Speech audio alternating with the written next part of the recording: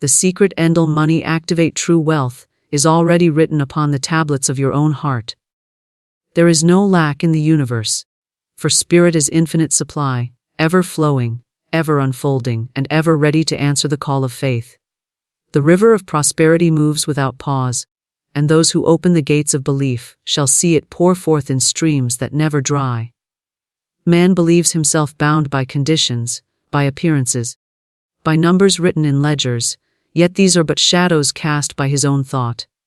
When he lifts his vision, when he speaks the word of abundance with unwavering certainty, he touches the law of increase, and money comes as a servant of the divine order. True wealth is not a struggle, for struggle belongs to fear, and fear is the great robber of the storehouse. True wealth is a calm knowing, a serene confidence that every need is met before the need arises. It is not merely coin or paper, but a state of radiant assurance that supply and demand are one in the great harmony of life. When you claim your good, without doubt, without double-mindedness, the universe rearranges itself to fulfill the decree. Words are the keys that unlock treasure. Speak of poverty, and you call poverty to your door. Speak of riches, and you set in motion the messengers of supply. The spoken word, wrapped in faith, has magnetic power. Each affirmation is a seed, and the soil of spirit is fertile beyond measure. Sow thoughts of wealth, gratitude, generosity, and expectation, and you will reap the harvest of prosperity in right timing, in perfect ways. Money is not a master but a symbol, a token of energy, a reflection of the inner state. To chase it with fear is to watch it slip through the fingers. To bless it, to recognize it as the servant of divine abundance, is to cause it to multiply in return. One who blesses every dollar sets the law of circulation in motion, and what circulates returns sevenfold. Many believe they must toil endlessly. But toil without vision is labor in vain. It is the consciousness behind the work that produces results. When the mind is rich in faith, rich in expectancy, every task bears fruit, every effort finds reward. Even the smallest idea, spoken in alignment with divine law, carries within it the gold of supply. The secret is no secret at all.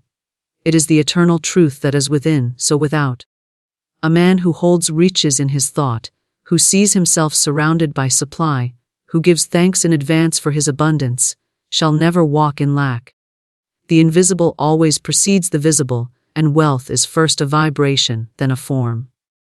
When you align with the endless current of spirit, money becomes a natural outpicturing, an effortless companion, a faithful servant in the journey of true wealth. Words of faith unlock the treasure house of supply, for in the beginning was the Word, and the Word still carries the vibration of creation.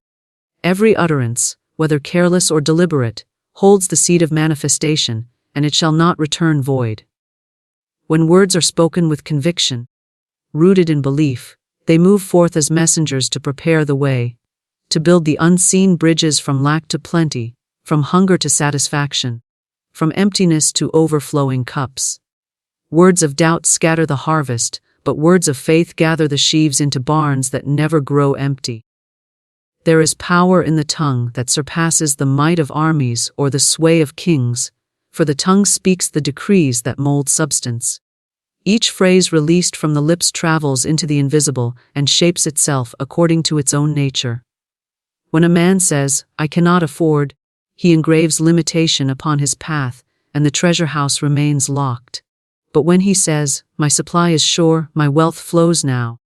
I stand in abundance," the vault of heaven swings open, and provision hastens to meet him in ways unforeseen. Faith is not idle wishing, but the knowing that the thing declared is already accomplished. When words are spoken in faith, they command the unseen as law. To speak without faith is like striking the air with an empty hand. But to speak in faith is to wield the sword of spirit, cutting through appearances, severing the cords of fear, and laying hold of the good already stored in the unseen. The treasure house is not opened by doubt, nor by pleading, but by the calm, steadfast word that accepts abundance as a present reality. Many live in bondage because they do not guard their words. They speak of bills, debts, shortages, and struggles, and the law of their word reproduces these conditions faithfully. They murmur about lack. And lack multiplies, they rehearse their fears aloud, and fears crystallize into form. Yet the same tongue that speaks bondage can speak freedom. The same lips that pronounce poverty can call forth wealth. It is the turning of the word that turns the tide of fortune. The treasure house of supply is infinite, but man closes the door with careless decrees. When he learns to speak aright, to utter only that which aligns with abundance, the doors fly open.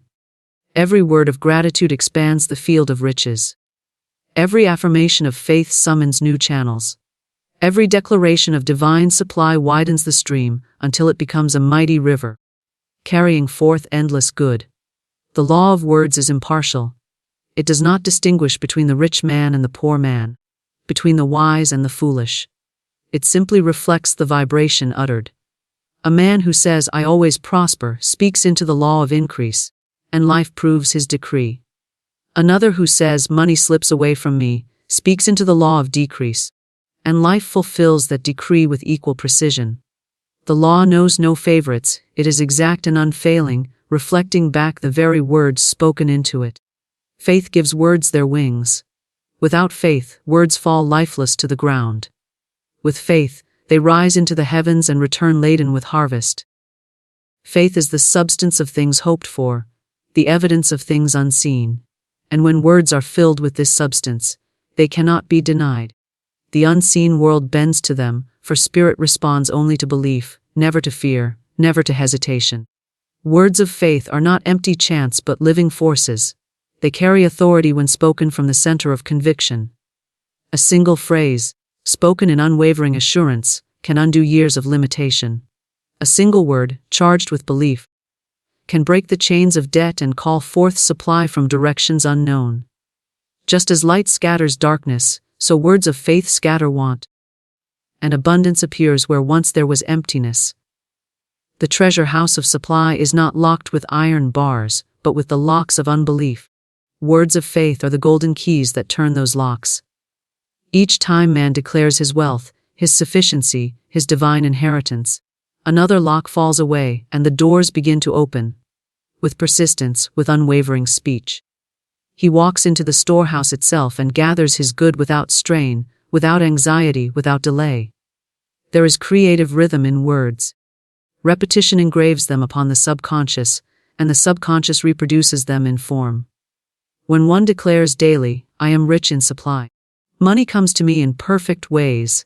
Opportunities flow to me now," the subconscious accepts this command and sets the unseen machinery into motion. Circumstances rearrange themselves, people are drawn as instruments, doors open of their own accord, and the outer reflects the inner decree. Every utterance is a seed. If a man sows seeds of lack, speaking of how little he has, how hard money comes, how quickly it goes, then barren fields appear before him. But if he sows seeds of wealth, speaking of the abundance of life, the endless flow of supply, the ease with which good comes, his fields blossom with harvest. The tongue is the sower, the heart is the soil, and life is the reaping. Words of faith do not beg, they command. They do not question, they declare. They do not tremble at appearances, they stand firm upon the unseen reality. To say, "I am rich," even when pockets are empty, is not falsehood but alignment with the eternal truth that supply exists now. The declaration goes forth, and the outer world adjusts itself to reflect the inner word. The treasure house does not withhold, for withholding is impossible to the infinite. It is man who withholds from himself by speaking against his own good. Each fearful phrase is a barrier erected. Each faith-filled phrase is a door removed. The more one speaks in alignment with plenty, the more the walls of resistance crumble, until nothing remains but the open flow of Spirit's endless provision. In silence the treasure house remains unopened, but with the spoken word, it springs to life. Silence may carry hope, but only the word carries decree. Life was spoken into being. And life continues to unfold through the speech of man, for he is made in the likeness of the Creator, whose word is law. So too is his word law unto his own affairs, shaping every circumstance, every opportunity, every manifestation of supply. True wealth flows from inner assurance, not outer struggle, for the kingdom of abundance is within, and never found in the anxious pursuit of gain. Men weary themselves chasing shadows, mistaking toil for prosperity, yet their hands remain empty, because their hearts are empty of faith. Struggle is the offspring of fear, and fear is the denial of divine sufficiency. Where assurance reigns, fear cannot enter, and where fear cannot enter, lack finds no foothold. The world teaches that riches come by sweat, by endless labor, by clinging and clutching. Yet those who walk in such ways often find themselves surrounded by plenty yet starved of peace. True wealth cannot be measured by coins, stacked high, or vaults filled with paper, for these without assurance turn to dust in the hand. The soul that is secure in its source, that rests in the certainty of supply, that knows every need is met before it arises, is the soul that drinks deeply of prosperity without fear of loss. Assurance is the calm knowing that the flow of life never ceases. Just as rivers find their way to the sea, so does supply find its way to the one who trusts. The farmer who plants does not dig the seed each day to check its growth, for he knows the law is sure, and the harvest will come in its appointed season. In the same manner, the one who sows words of faith, thoughts of plenty, and feelings of gratitude rests, assured that the harvest of wealth is ripening unseen, and shall manifest without struggle. Struggle is the illusion of separation from source. It is the belief that man must carry the world upon his shoulders, that he must push force, and wrestle his way to prosperity. Yet this belief is bondage, for the harder he pushes, the further the goal seems to move away. True wealth is never caught by striving, but it comes as a natural inheritance, when man aligns with the eternal law of supply. The flower does not struggle to bloom, the sun does not wrestle to rise, the tide does not strain to meet the shore. For all obey the rhythm of divine order. So too does wealth obey the rhythm of faith. Inner assurance is the soil from which visible abundance grows. Without it, riches are fleeting, unstable, fragile, for they rest on fear of loss. With assurance, even the smallest seed of supply multiplies, for fear no longer hinders its increase. One who has assurance may walk with little in hand, yet knows he is rich beyond measure. His calm draws opportunities, his faith attracts channels, his expectation calls forth new streams, until what was unseen takes form in overflowing measure. To live by struggle is to live by sight. To live by assurance is to live by faith. The eye sees obstacles, debts, delays, shortages, and the struggling man declares these are his reality. The heart assured sees beyond appearances, declaring abundance in the face of lack, declaring supply in the midst of drought, declaring riches where none are visible. The universe responds not to sight but to faith, not to panic but to peace, not to fear but to assurance. The one who trusts knows that every apparent delay is but preparation for greater good. He does not exhaust himself with worry nor wear himself with striving, for he is certain that supply is on the way. His inner calm becomes magnetic, and those around him sense his certainty and are drawn to be instruments of his prosperity. Where the anxious man repels opportunities by his vibration of fear, the assured man attracts opportunities by his vibration of peace. True wealth is the fruit of inner richness. It cannot be stolen, cannot be diminished, cannot be exhausted. It is the consciousness that says, I am supplied in all things, I walk in overflowing good, nothing is withheld from me. From this consciousness, outer wealth springs as a reflection. Houses, lands, money, and treasures come and go, but the inner assurance that supply is endless ensures that whatever comes is multiplied, and whatever goes is restored in greater measure. Struggle binds because it clings. Assurance frees because it releases. The struggling man hoards, fearing tomorrow, and in his fear he blocks the flow. The assured man gives freely, blesses freely, spends freely, knowing his source is inexhaustible. What he releases returns multiplied, for circulation is the law of life. As rivers must flow to remain pure, so must money circulate to multiply. Assurance keeps the current open, while struggle dams the stream. Many believe wealth is born of competition, that they must outwit, outwork, or overpower others to gain their share. But true wealth has no rivals, for it flows from an infinite storehouse. To compete is to believe in limitation, to struggle for scraps while the banquet of life overflows untouched. To rest in assurance is to know that no man can take your portion, for your portion is divinely appointed and waits only for your recognition. Assurance is the quiet voice that speaks when appearances shout otherwise, when bills press, when opportunities seem scarce, when the outer world gives every reason to fear. Assurance whispers, "My supply is sure." This whisper, when held and spoken aloud, breaks through appearances like light through clouds. Struggle bends under the weight of conditions, but assurance stands unshaken, and in its steadfastness the outer must yield. True wealth flows as naturally as breath to the one who knows. He need not chase it, for it comes of its own accord. He need not beg for it is already his inheritance. He need not wear himself in endless striving, for the law of supply is self-fulfilling. His task is only to believe, to speak, to expect, to walk in calm certainty, and to act when guided. Out of assurance arises right action, wise decisions, fruitful labors, and open doors, while struggle clouds the mind, blinds the vision, and leads to wasted effort. When one shifts from struggle to assurance, life itself shifts. The same work yields greater reward, the same ideas blossom into greater opportunities, the same people become channels of blessing. Nothing outward changes until the inward changes, but once the inward changes, the outward cannot resist. Struggle is replaced with ease, fear with peace, delay with divine timing, and lack with overflowing abundance. The man of struggle often says, "I will rest when I have enough." Yet he never has enough, for his rest depends upon outer supply. The man of assurance rests now, and because he rests, his supply multiplies. Rest is not idleness but inner calm, the stillness that trusts the law of abundance.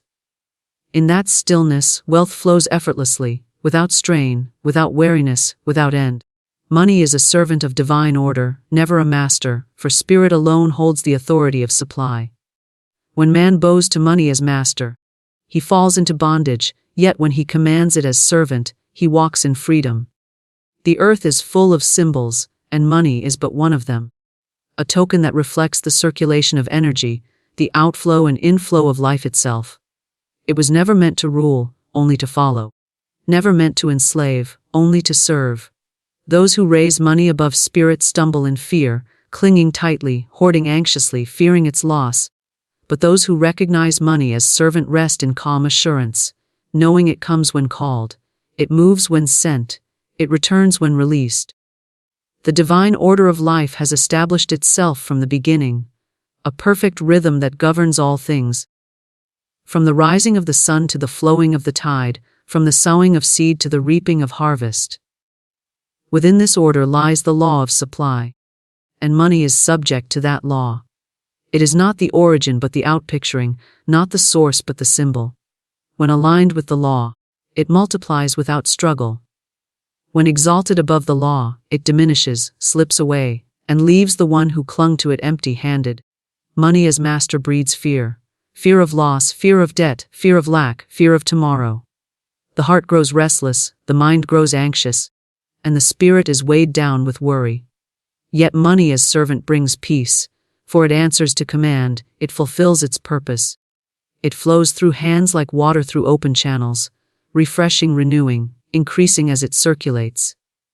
One who sees money as servant blesses it, sends it forth joyfully, welcomes it back gratefully, and never trembles at appearances. The one who kneels to money as master may amass riches yet live as a pauper in spirit, never satisfied, never content, never secure. His barns may overflow, but his heart remains empty. He clutches what he has, fearing it will vanish. Yet his fear itself becomes the magnet that draws loss. The one who rules money as servant may hold little yet live in abundance, for his assurance commands it to increase. He sees it not as something to worship, but as something to use, a tool in the great work of circulation, an instrument of blessing, a means through which spirit expresses prosperity. Money was created to move, never to stagnate.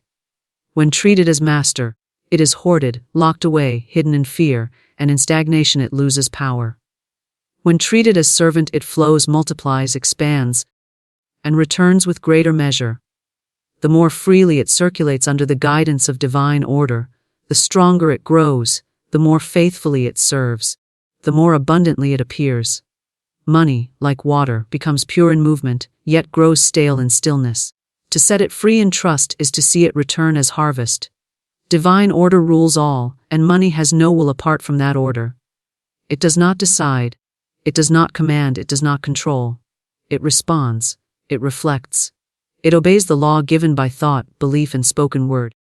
The one who speaks in faith directs money as a master directs a servant. The one who speaks in fear allows money to master him, chasing endlessly, worrying constantly, and never resting. The shift is not in the coin but in the consciousness, not in the note but in the knowing. When money is servant, it cannot enslave. It comes in right ways, through honest means, through channels of harmony, through doors opened by divine timing. It never brings sorrow, it never breeds anxiety, it never causes conflict, for it flows according to the law of good. When money is master, it drives men to dishonor, to deceit, to toil without joy, to rivalry without peace. Yet the moment man remembers money is servant, the moment he places spirit as his only master, the chains fall away, and money finds its rightful place in the order of life. Blessing money is the act of reminding it of its place. To bless is to recognize its divine purpose as servant of good. Each dollar blessed becomes seed. Each coin blessed becomes multiplied. Each expenditure blessed returns in greater measure. The servant responds to blessing, just as a faithful worker responds to praise. To curse money, to call it evil, to speak of it as hard to get or quick to vanish, is to treat the servant harshly, and in harshness, the servant withdraws. To honor money as instrument of spirit is to set it in motion with joy, and joy increases as it circulates. Many live in illusion because they confuse symbol with source. They believe money is the fountain of power. Yet money has no power apart from the thought behind it. It is shaped, directed, and governed by consciousness. The one who looks to money as source will always thirst, but the one who looks to spirit as source will always be filled. Money obeys spirit as servant obeys master. When spirit commands, money follows.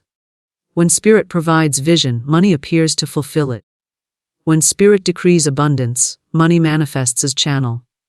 The law of circulation declares that what is given returns multiplied. Money as servant obeys this law without fail. When held tightly, it stagnates. When released in faith, it increases. A gift given in fear diminishes, but a gift given in assurance multiplies. The open hand is always supplied, for the servant money recognizes its purpose in movement. The clenched fist knows loss, for the servant cannot serve where it is imprisoned. To give freely is to command money to multiply. To circulate is to command money to return. True mastery is never over money but over self. The heart that is free of fear commands freely. The tongue that speaks with faith directs supply effortlessly. The mind that trusts divine order never bows to the symbol, but rules it with calm authority. Such mastery is not of pride but of alignment. When man aligns with spirit, all symbols fall into place. Money among them, obedient, responsive, faithful in service. The servant cannot resist the master whose command is law. Money answers thought. If thought is fear, money flees. If thought is faith, money follows. If thought is lack, money hides. If thought is abundance, money multiplies. The servant mirrors the master's word. Every decree shapes its movement. Every affirmation directs its course. Every expectation sets its speed. The law is exact, the servant is obedient, the result is sure. To change the outer flow, one must change the inner word. Money was never meant to burden but to bless. It was never meant to dominate but to serve. In the hands of one who knows, it builds, it heals, it uplifts, it multiplies good. In the hands of one who fears, it binds, it diminishes, it corrupts, it fades. The difference is not in the money but in the consciousness that governs it. Servant or master, symbol or idol, freedom or bondage, abundance or lack, all are determined by the place money is given in the order of life.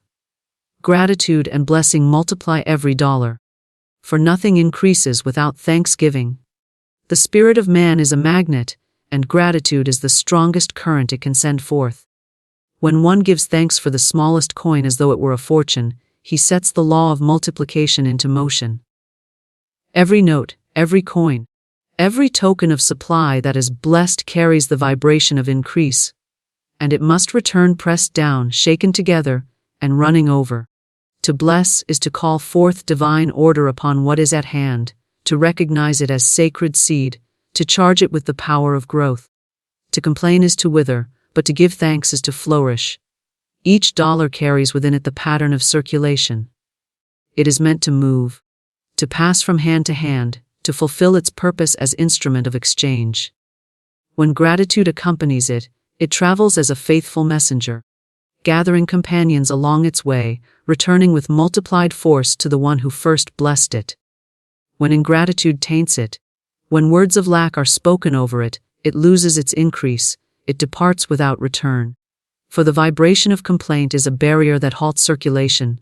Gratitude opens the channels that fear has closed. Fear contracts, gratitude expands. Fear clings, gratitude releases. Fear whispers of insufficiency, gratitude declares abundance. In every moment, man may choose to bless or to curse, to give thanks or to complain, and in that choice he writes his future. The one who thanks for every penny draws streams of gold. The one who despises small beginnings shuts the door upon greater blessings. The law does not distinguish between large or small. It only reflects the spirit in which it is received. Blessing multiplies because it recognizes divine origin. When money is seen as a servant of spirit and blessed as such, it is honored in its rightful place, and in that honor it increases. To bless is to align the outer with the inner, to place the symbol in harmony with the source. The blessed dollar is not just currency, but a seed charged with spiritual energy, and the soil of life cannot resist bringing forth the harvest. Every blessing spoken is a decree, every thanksgiving uttered is an affirmation of increase, and life answers in kind. The one who walks in gratitude sees supply everywhere. A gift received, no matter how small, is honored with thanksgiving, and in that honor, more gifts appear. A purchase made is accompanied with blessing, and the money spent returns multiplied through unexpected channels. Even debts, when blessed, dissolve in surprising ways, for gratitude changes the vibration of every condition it touches. What was once burden becomes opportunity. What was once lack becomes testimony. What was once closed becomes open. Gratitude is the great alchemist, turning limitation into plenty, turning delay into perfect timing, turning ordinary coins into channels of wealth. Blessing money transforms the consciousness of the one who holds it. When he looks upon his purse or his account and gives thanks for what is present, his vision changes. Instead of seeing insufficiency, he sees seed. Instead of seeing emptiness, he sees fullness. This shift of vision changes vibration, and vibration draws form. Gratitude not only multiplies the outer but expands the inner, enlarging the capacity to receive. The heart that blesses grows, and the vessel that grows can hold more. Thus gratitude prepares the way for increase, both inwardly and outwardly. The ungrateful heart walks in circles of want. It spends with fear, gives with reluctance, receives with complaint. Each act shuts a door. Each thought closes a channel, each word delays the flow. Yet the grateful heart opens door after door.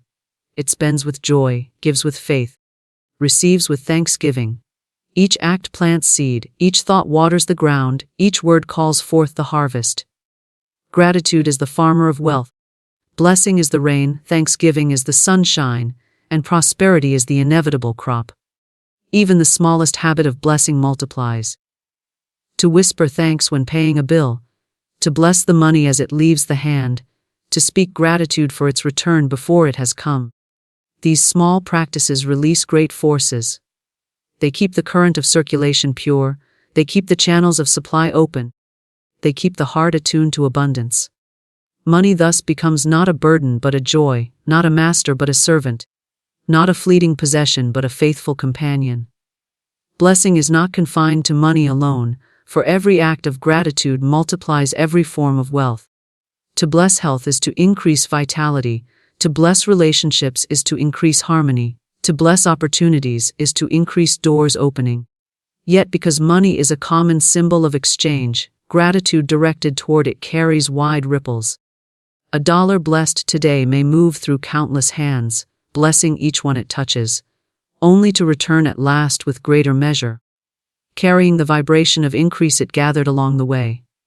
Gratitude and blessing lift the mind above struggle. Where others see obstacles, the grateful one sees pathways. Where others feel limitation, the grateful one feels expansion. This change of perception becomes a change of reality, for life reflects the image held in consciousness. To thank for what is unseen is to summon it forth. To bless what is desired before it appears is to prepare a place for it to arrive. The ungrateful waits for outer proof before giving thanks, but the grateful gives thanks first, and in that act the proof appears. Every tradition holds within it the law of thanksgiving, for gratitude is the universal key to increase. It is written upon the heart of man to know that blessing brings multiplication. Even a child learns that a gift received with joy invites another, while a gift despised invites none. So too does life respond, giving more to the one who rejoices, withholding from the one who complains. This is not cruelty but law, not favoritism but reflection. Gratitude aligns with abundance, complaint aligns with lack, and each receives according to alignment. To live in continual gratitude is to live in continual abundance. Each day becomes a storehouse of blessings, each hour a stream of supply, each moment a reminder of divine provision. Nothing is too small to bless, for in blessing the small, one proves readiness for the great. Nothing is too ordinary to honor, for in honoring the ordinary, one prepares for the extraordinary. Gratitude is never wasted, for every word of thanks is seed sown into the soil of spirit, and spirit never fails to give increase. The more gratitude flows, the less fear remains. Fear fades in the presence of thanksgiving, worry dissolves in the light of blessing, anxiety cannot endure in the vibration of joy. Money blessed carries peace, money blessed carries ease, money blessed carries assurance. It goes out with calm and returns with calm. It leaves with joy and returns with joy. It is governed not by the fluctuations of markets, but by the certainty of divine law. Gratitude is the shield against fear, blessing is the assurance of return, thanksgiving is the voice that calls supply into form. The invisible vision precedes visible abundance, for all form is born first in thought. The world that can be touched is but a shadow of the unseen world. And every fortune, every enterprise, every treasure that has appeared in the outer was first conceived in the inner. Nothing comes into manifestation until it is first imaged, declared, and believed. The invisible carries the blueprint, the pattern, the seed of what is to be. When man holds the image of abundance in his mind and nurtures it with unwavering faith, the outer must conform to the inner decree. The eyes of the flesh may see emptiness, yet the eyes of the spirit behold fullness. The one who sees only with the outer eye walks in lack, but the one who beholds with the inner vision walks in plenty. For he holds the substance before the form. Substance is the unseen essence that precedes matter, the energy that shapes itself into visible supply. To doubt the invisible is to uproot the seed before it can grow, but to trust the invisible is to water it until it blooms. Every structure rests upon an unseen foundation. The house is built upon hidden pillars, the tree upon unseen roots, the harvest upon seeds buried deep. So too is wealth built upon invisible vision. The thought held steadily within the mind is the root, the spoken word is the seed. The faith-filled expectation is the soil, and the manifestation is the fruit. To focus upon appearances alone is to look at barren ground and declare it empty, but the one who trusts the unseen knows that roots are forming, seeds are sprouting, and abundance is already on the way. Vision is the sculptor of reality. It carves from the invisible substance of spirit the form that shall appear in time. When man imagines lack, he sculpts lack, and it appears faithfully. When he imagines wealth, he sculpts wealth, and it appears with equal certainty. The law does not question the image, it only reflects it. The outer world is the mirror. The inner world is the painter's brush. The vision painted within will be seen without, for life cannot resist reproducing what is held steadily in consciousness. The invisible vision must be clear, for a wavering image brings forth confusion. The double-minded man who one day declares abundance and the next day fears poverty produces a harvest of delay, for the soil cannot grow both weeds and wheat in harmony. The single-minded man, who fixes his gaze upon abundance without wavering, sees his good manifest in perfect ways. Clarity of vision is the first step to visible abundance, for the law cannot bring forth what is uncertain. To hold vision is to act as creator within the great creation. Spirit has given man the power to image, to decree, to call forth what is not yet seen. This power is not idle fancy but divine inheritance. Every invention, every work of art, every building, every song, every fortune began as a vision invisible to others but clear to the one who held it. The world honors the result but forgets the vision. Yet the result could never have been without the unseen image that preceded it. Abundance begins with vision, because vision carries faith within it. To see what is not yet visible, and to call it real is the essence of faith. Faith does not wait for proof, it gives proof. Faith does not demand evidence, it is the evidence.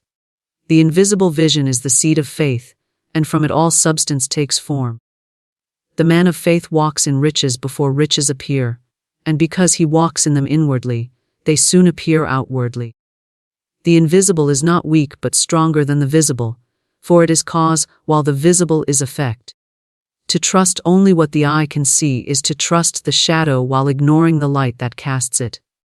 The shadow changes with the day, but the light remains.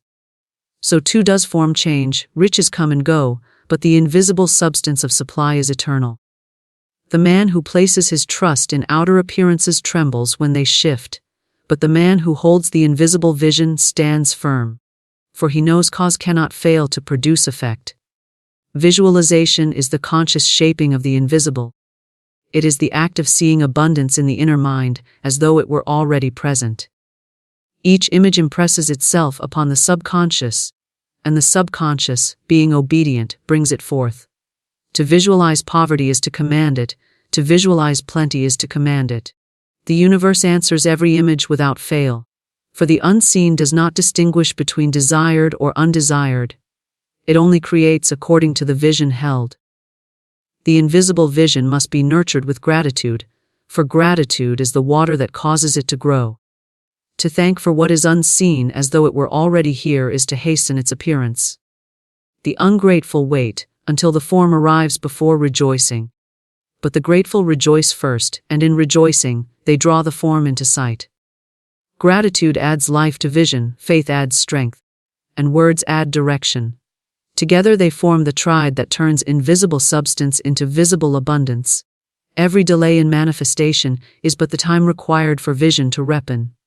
A seed planted does not sprout at once, but requires seasoned soil and sunlight. To doubt in delay is to dig up the seed before its time. To trust in delay is to know that unseen growth is taking place. Vision is never wasted. It is always at work, shaping substance, attracting channels, arranging circumstances, preparing doors. The man who holds to vision with steadfastness shall see its fruit, for the law is certain. The invisible vision must be spoken, for words give it form. Each declaration shapes the unseen pattern more clearly. To say, I am supplied, is to carve the image of supply more deeply. To say, money flows to me, is to impress the pattern of circulation more firmly. Words repeated in faith are chisels that carve invisible vision into lasting form. The tongue confirms what the mind conceives, and together they bring forth visible abundance. Abundance in the outer is always the shadow of abundance within. The poor man who envisions riches becomes rich, for his inner world reshapes his outer. The rich man who envisions loss becomes poor, for his inner world undoes his outer. The law is impartial, it reproduces without judgment. Invisible vision is the command, visible abundance is the response. The responsibility of man is to hold the right vision, to fix his gaze upon abundance, to refuse to waver, to walk in the unseen until it becomes seen. The invisible is the realm of certainty, for spirit dwells there. The visible is the realm of change, for matter shifts like sand. To anchor one's faith in the invisible is to build upon rock. To anchor it in the visible is to build upon shifting soil. The wise place their treasure in the unseen, for they know the unseen creates the seen. And in this alignment they walk in perpetual increase.